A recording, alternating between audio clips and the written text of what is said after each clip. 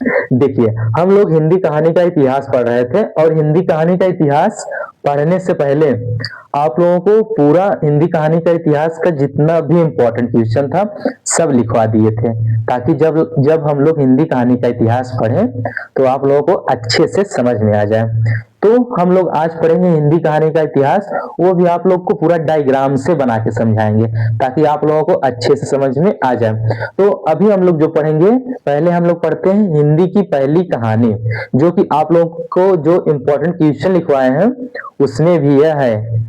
देखिए, हिंदी की पहली कहानी।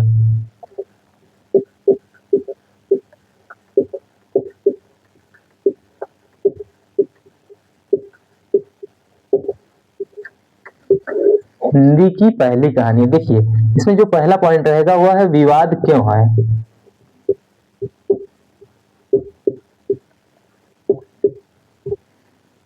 और जो दूसरा पॉइंट है वह है दावेदार कौन कौन है।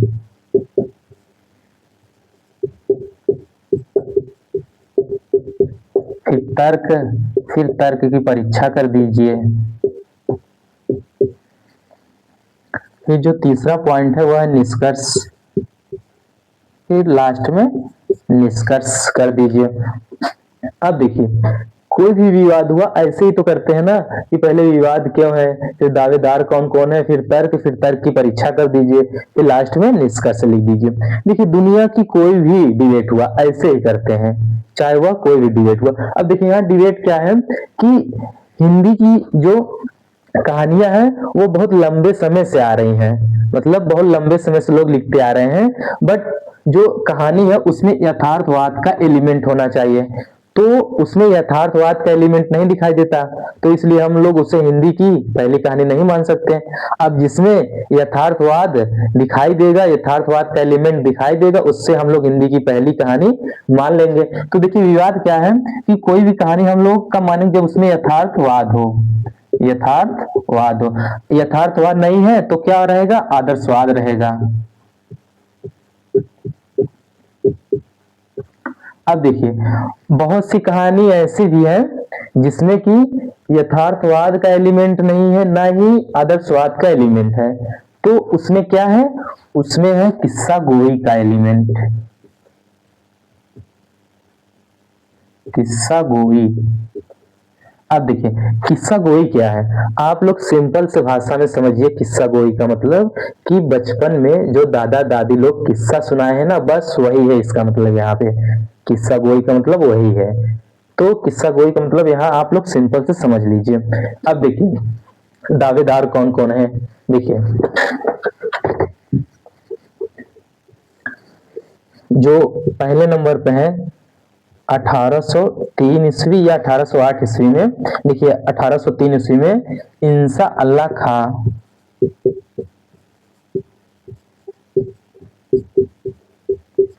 इनके द्वारा जो कहानी लिखी गई वो है रानी केतकी की कहानी।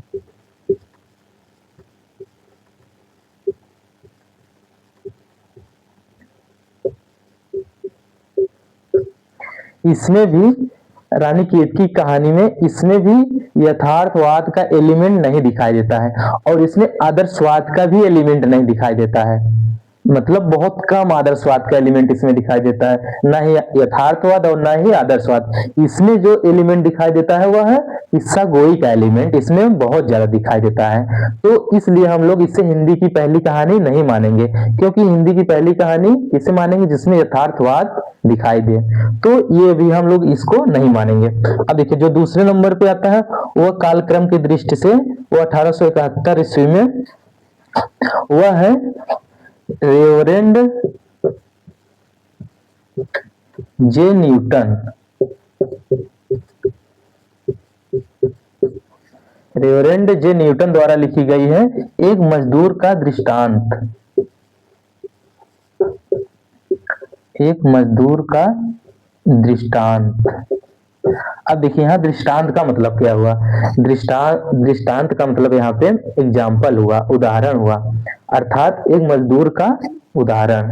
अब देखिए इसमें भी यथार्थवाद का एलिमेंट नहीं दिखाई देता, तो हम लोग इसे भी नकार सकते हैं, अर्थात इसे भी हम लोग हिंदी की पहली कहानी नहीं मानेंगे। अब देखिए जो तीसरे और चौथे नंबर पे आते हैं, देखिए जो तीसरे नंबर पे है राजा शिव प्रसाद सितारे हिंद,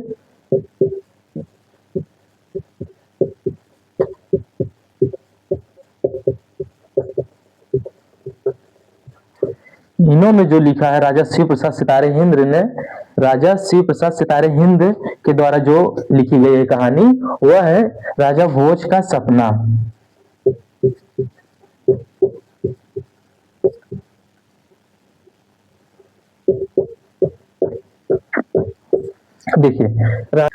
देखिए जो पांचवें नंबर पे दावेदार है वह किशोरी लाल गोस्वामी, ऊपर दिखाई दे रहा है और नीचे लिखते हैं।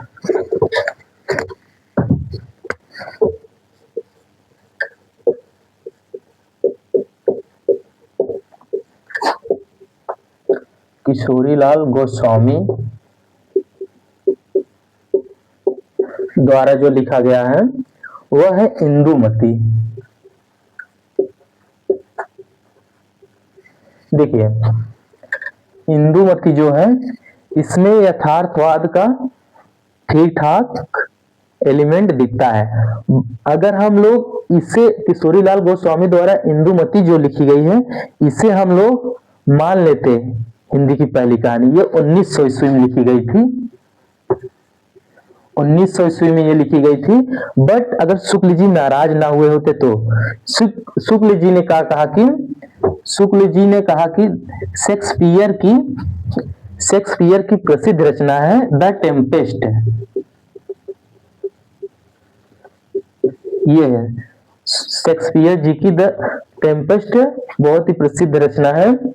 शुक्ल जी ने कहा था इसी का अनुवाद इंदुमती है, तो इसलिए इसे हिंदी की पहली कहानी नहीं मानी गई। अगर शुक्ल जी ने यह नहीं बोले होते तो किशोरी लाल गोस्वामी की इंदुमती हम लोग पहली कहानी मान लेते। शुक्ल जी का हिंदी साहित्य में बहुत चलता है, अगर एक बार उन्होंने कोई बात बोल दिया तो वो फिर है तो है, क्योंकि शुक्ल जी का हिंदी साहित्य में बहुत चलता है। अब देखिए आगे, तो आप लोग समझ गए इंदुमती क्यों पहली कहानी नहीं है। अब देखिए जो अगले नंबर पे है वह है माधवराव सप्रे। माधवराव सप्रे द्वारा 1901 ईस्वी में जो लिखा गया वह है एक टोकरी भर मिट्टी, एक टोकरी भर मिट्टी, जो 1901 ईस्वी में लिखा गया माधवराव सप्रे द्वारा एक टोकरी भर मिट्टी। इसमें यथार्थवाद का एलिमेंट दिखाई देता है, ठीक ठाक इसमें दिखाई देता है यथार्थवाद का एलिमेंट, तो इसे हम लोग हिंदी कहानी की पहली रचना मान लेंगे। क्यों मानेंगे? क्योंकि इसमें यथार्थवाद ठीक ठाक दिखाई देता है। देखिए एक टोकरी भर मिट्टी कहानी की हम आप लोग को मोटा मोटा बता देते हैं। देखिए एक टोकरी भर मिट्टी की जो कहानी है इसमें एक विधवा महिला है और एक आदमी है। उस विधवा महिला का शोषण करना चाहता है, जो आदमी है उस विधवा महिला का शोषण करना चाहता है, बट वो जो महिला है वो अपने आप को कैसे बचाए उस मनुष्य से, इसी का द्वंद्व है। तो आप लोग एक टोकरी भर मिट्टी पढ़ेंगे तो अच्छे से फिर आप लोग समझ में आएगा। आप लोग को एक मोटा मोटा हम बता दिए कि एक टोकरी भर मिट्टी कहानी में क्या है, ठीक है। अब देखिए इसके बाद बहुत सारी कहानियां लिखी गई। देखिए इतना जो कहानी आप लोग लिखा दिए ना, अगर इसमें से आप लोग एक दो भूल भी जाते हैं तो कोई बात नहीं, फिर उसके बाद लिख दीजिएगा। अब आगे आप लोग को और कहानियां बता रहे हैं। इसके बाद जो कहानियां आ रही है उसमें फिर यथार्थवाद फिर ठीक ठाक देखने को मिलता है। फिर 1903 ईस्वी में शुक्ल जी द्वारा खुद लिखी गई, 1903 में शुक्ल जी द्वारा खुद लिखी गई 11 वर्ष का समय, 11 वर्ष का समय, इसमें भी यथार्थवाद ठीक ठाक दिखाई देता है। बट 1901 में पहले से प्रमाणिक रूप से एक टोकरी भर मिट्टी को मान लिया गया, इसलिए हम पहली कहानी एक ही मान सकते हैं ना, तो पहली कहानी उसे मान लिया गया। उसके बाद बहुत सी कहानियां लिखी गई जिसमें कि यथार्थवाद ठीक ठाक दिखता है। फिर दूसरे नंबर पे है बंग महिला। बंग महिला, बंग महिला का है दुलाई वाली।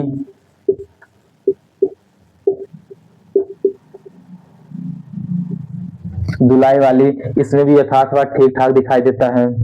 ये 1907 ईस्वी में लिखा गया था। अब देखिए, मिटा देते हैं। ये जो कहानी आप लोग कितना सारा बता रहे हैं, अगर आप लोग एक आध भूल भी जाएंगे तो कोई दिक्कत नहीं है, बट ऐसे ही पेपर में लिख के आइएगा जैसे बता रहे हैं। अब देखिए, जो अगले नंबर पे है वह फिर उसने कहा था 1915 ईस्वी में, चंद्रधर शर्मा। देखिए, अगर चंद्रधर शर्मा गुलेरी, अगर आप लोग को पूरा नाम नहीं याद है तो गुलेरी जी भी लिख सकते हैं, क्योंकि हिंदी साहित्य में गुलेरी जी खूब चलता है। तो गुलेरी जी द्वारा उसने कहा था, गुलेरी जी द्वारा उसने कहा था, उसने कहा था 1915 ईस्वी में लिखा गया था। तो ये जो इतना सारे कहानियों के नाम आप लोग को बता दिए, बस यही समझाने के लिए कि किसे हिंदी की पहली कहानी हम लोग बोलेंगे, किसे नहीं बोलेंगे, और क्यों नहीं। तो आप लोग को सब अच्छे से समझा दिए। मेरे ख्याल से आप लोगों को ये हिंदी की पहली कहानी कौन सी है अच्छे से समझ में आ गया होगा। अब हम लोग जो चलते हैं आगे, वो अब हम लोग समझेंगे हिंदी कहानी का इतिहास, जो कि आप लोग को डायग्राम से समझाएंगे बहुत अच्छे से। अगर हिंदी की पहली कहानी में कोई भी डाउट हो तो आप लोग कमेंट करके पूछ लीजिएगा। अब देखिए, अब हम लोग हिंदी कहानी का इतिहास समझेंगे डायग्राम से।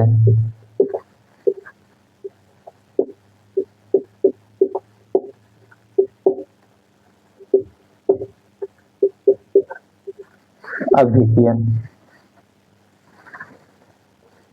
हिंदी कहानी का इतिहास को 3 चरणों में बांटा गया है। देखिए, पहला है प्रेमचंद पूर्व काल, और जो दूसरा है प्रेमचंद प्रसाद युग, और जो तीसरा है वह है प्रेमचंद पश्चात युग।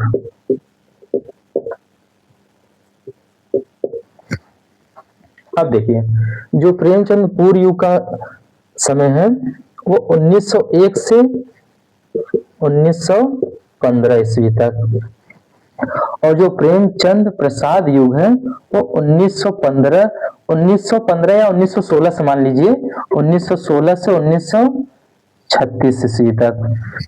देखिए, प्रेमचंद युग जो है, इसमें इसी समय इन्होंने हिंदी मतलब अपना, इन्होंने इसी समय जो गोदान, इन्होंने मतलब इनकी अंतिम उपन्यास है, ऐसे समझिए कि इसी समय इन्होंने अपना अंतिम उपन्यास गोदान लिखा।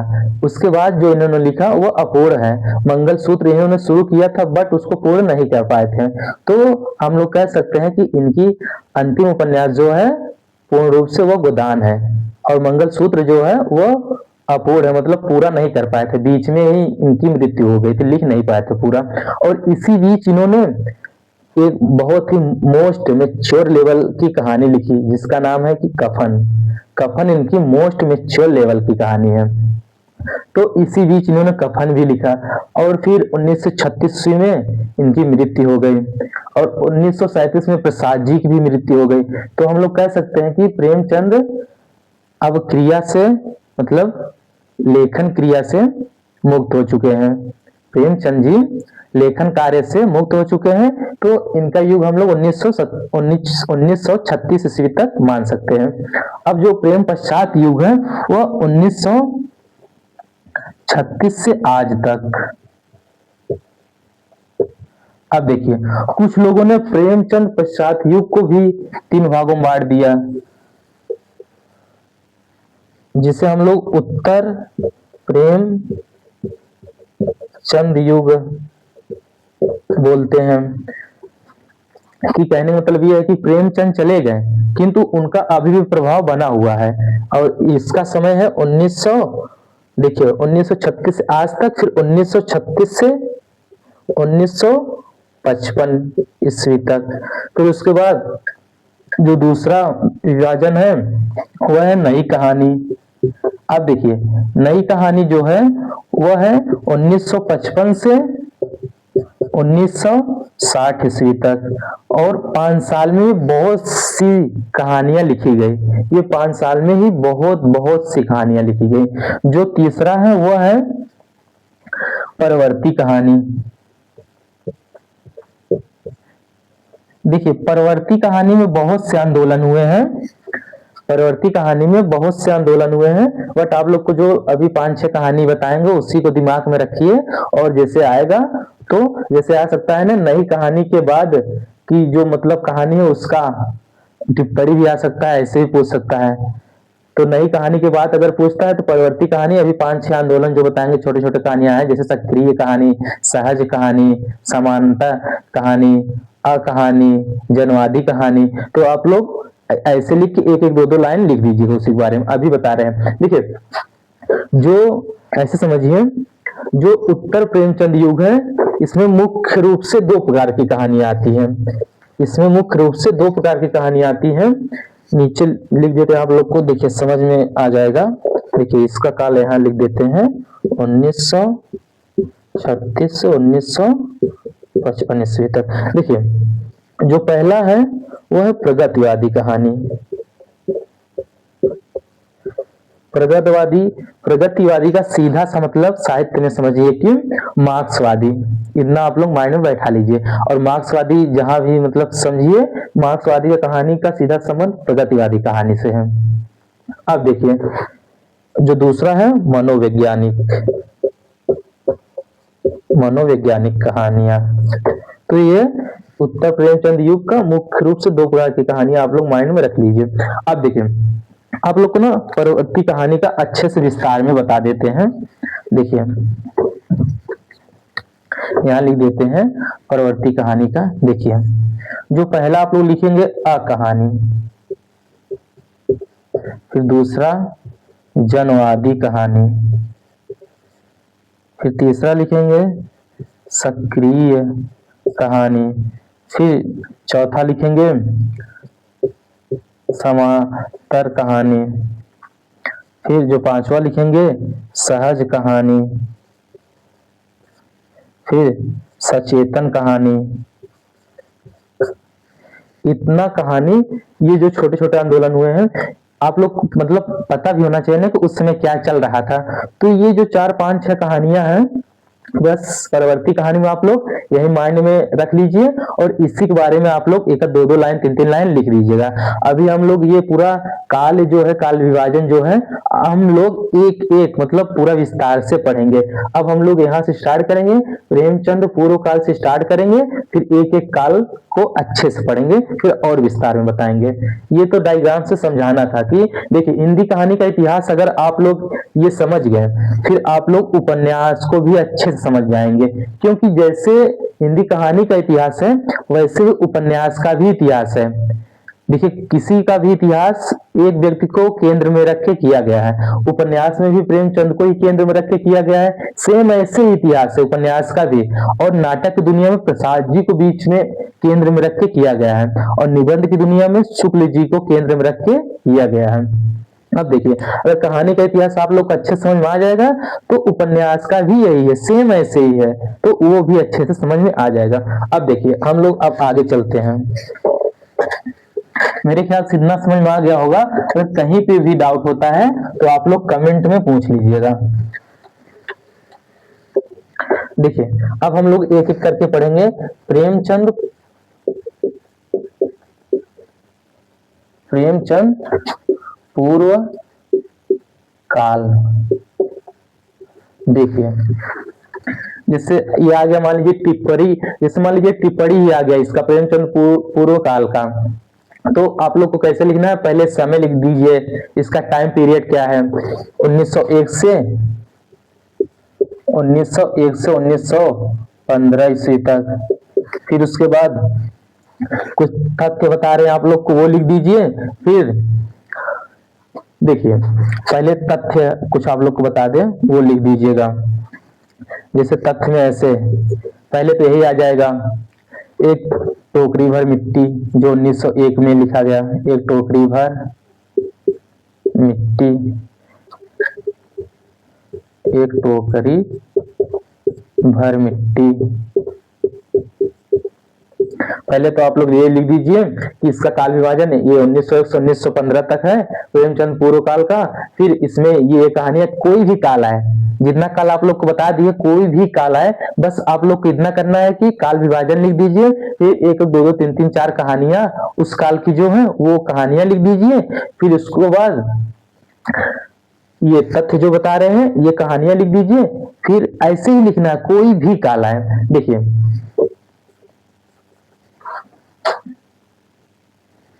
अब देखिए आगे, फिर एक टोकरी भर मिट्टी 1901 में ही लिखा गया था, ये पहली कहानी है। फिर दूसरा लिख दीजिए 11 वर्ष का समय, जो शुक्ल जी द्वारा लिखा गया है, 11 वर्ष का समय। फिर जो बंग महिला द्वारा लिखा गया है, दुलाई वाली।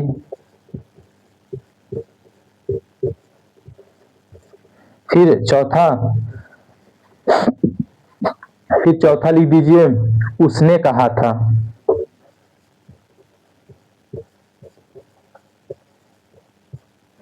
देखिए हम लोग ऐसे लिख देंगे पहले कि पहले काल बता देंगे कि हिंदी कहानी के इतिहास में प्रेमचंद पूर्व काल का ये समय इतना 1901 से 1915 ईस्वी तक है।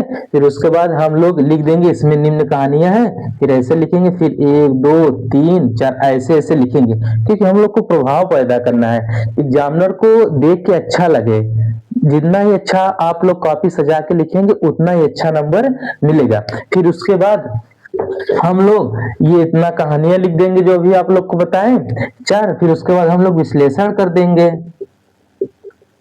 अब देखिए विश्लेषण में क्या करना है, देखिए इसमें आप लोग को बस ऐसे बताना है कि देखिए आप लोग ही बताइए कि इस समय की जो कहानियां है इसमें यथार्थवाद तो आ गया ही था, इसमें अभी भी आदर्शवाद है कि नहीं? अभी भी आदर्शवाद है, इसमें अभी भी आदर्शवाद यथार्थवाद आ गया था, बट अभी भी इसमें आदर्शवाद देखने को मिलता है, या सुधारवाद। देखिए हम लोग साथ में रीजन भी बताते चलेंगे कि क्यों आदर्शवाद अभी भी देखने को मिलता है, क्योंकि उस समय का टाइम जो था वह नवजागरण, उस समय नवजागरण का आंदोलन चल रहा था, जिसे हम लोग इतिहास में पुनर्जागरण काल के नाम से जानते हैं। तो नवजागरण काल का समय था जिसमें कि समाज में लेखक चरित्रों के माध्यम से,